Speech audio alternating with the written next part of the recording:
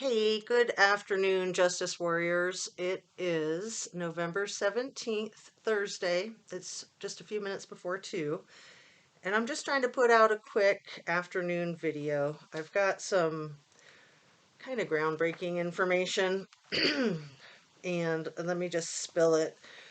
Andrea Stanio was arrested in Placer County on March 2nd, 2020 for drunk driving and child endangerment. She was 35 years old at the time.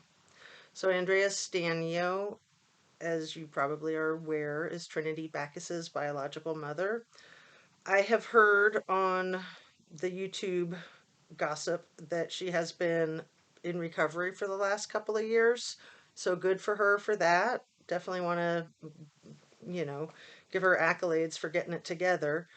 But I just thought, Placer County is very questionable, and I wonder who was involved in pulling her over and arresting her. And with the child endangerment, was Child Protective Services involved? Just a lot of questions. It brings up a lot of questions. So, also, another arrest in relationship to Trinity Backus is Logan Zufelt. All right. In July of 2018, the Nevada County Sheriff arrested him for domestic violence charges. He was 22 years old at the time, and he did not follow through on the court orders according to the information available on the internet. So, uh, kind of frightening to me personally that this guy, this 26, 27-year-old that was at the house when Trinity disappeared, that he has a history of not only domestic violence charges, but also a history of not non-compliance with authorities, which that's a really bad indicator. Non-compliance with authorities is a really bad indicator on anyone's personal record. So, I wanted to also state, like I always do, that everything I say is simply my opinion. Trinity, it sounds like, was in an acrimonious exchange with Ashley, maybe twice, maybe once over the mess in the living room when Ashley first got home, and then maybe a second time about the alleged hair braiding and tying in knots on the bed. So, it's not good when you've had an argument with somebody and then that somebody vanishes and shows up dead. You need to be questioned. And you need to understand that you need to be questioned. Like, that's a given. That's ridiculous for anybody to get upset or defensive over that line of questioning. That's mandatory. That's just elementary. And, you know, a couple other parallels that I found in these two cases with Kiely Rodni and Trinity. We all know that Sammy told Kiely that she loved her when she was hanging up the phone with her from that 12:36 phone call. And Ashley says that she told Trinity that she loved her when she told her that the paintbrushes were out in the shed. And she used past tense. I told her I loved her. Not I told her I love her. I told her I loved her.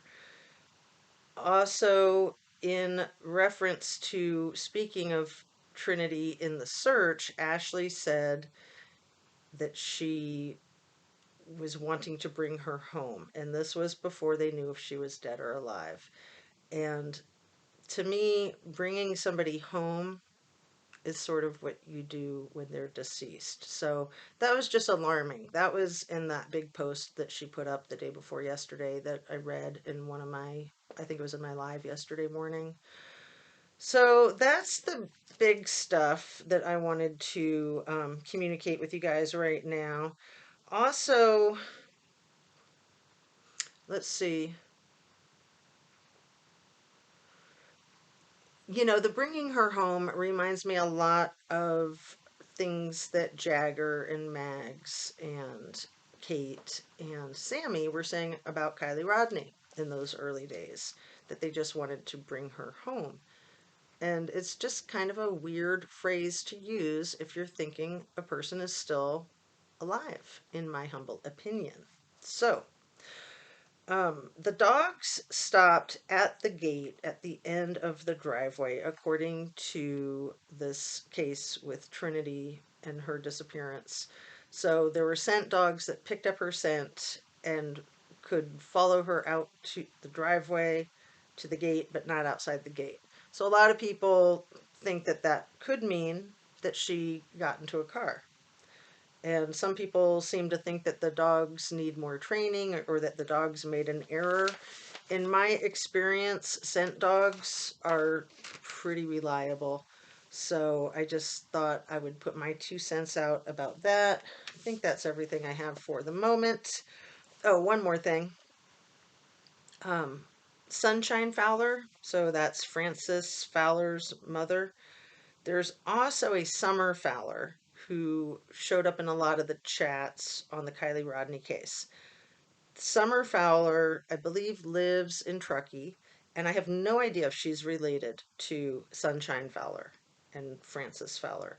But I just wanted to bring her up because of the similar name. So we have Sunshine Fowler, the high priestess of the Druid cult that is very popular in this Truckee community.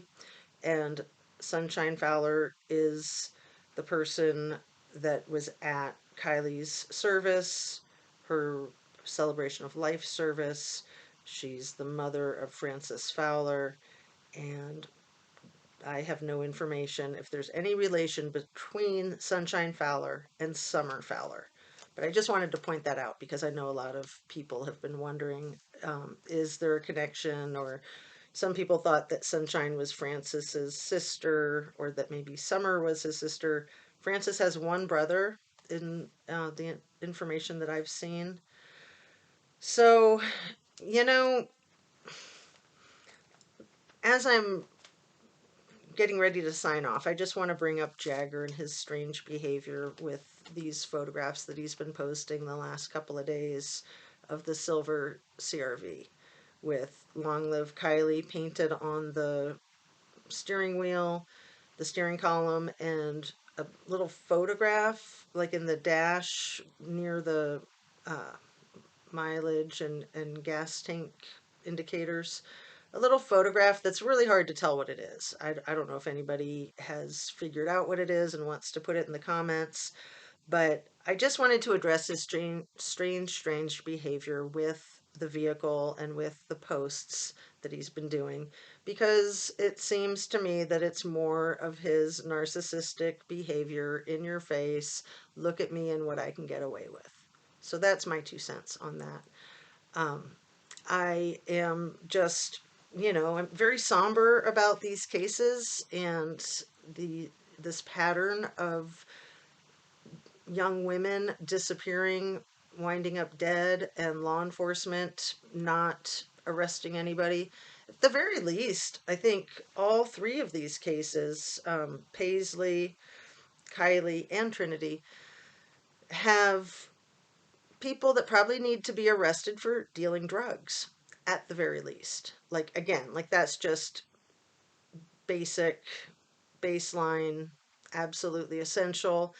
And then thorough investigations about what happened and whose story doesn't add up, whose story doesn't match the evidence, whose story keeps changing.